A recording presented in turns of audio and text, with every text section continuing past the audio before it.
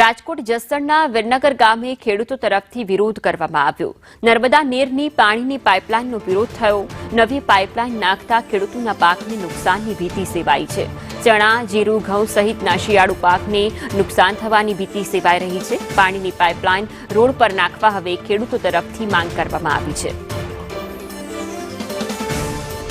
મોટી સંખ્યામાં ખેડૂતોએ વિરોધ નોંધાવ્યો છે। પાઇપલાઇન નાખતા ખેડૂતો પોતાના પાકમાં નુકસાનની ભીતિ સેવી રહ્યા છે। ચણા, જીરું, ઘઉં સહિતના શિયાળુ પાકનું વાવેતર ખેડૂતો તરફથી કરવામાં આવ્યું છે, ત્યારે ઊભા પાકમાં જેસીબી ચલાવવામાં આવે તો 1000 વીઘાથી પણ વધુ ખેતરોમાં રહેલા પાકને નુકસાન થઈ શકે છે, જેથી કરીને મુખ્ય રસ્તા પર આ પાઇપલાઇન નાખવામાં આવે તેવી ખેડૂતો તરફથી માંગ કરવામાં આવી છે। આ સિવાય ખેડૂતોનું કહેવું છે કે પાઇપલાઇન નાખવા બાબતે કોઈપણ પ્રકારની નોટિસ આપવામાં નથી આવી।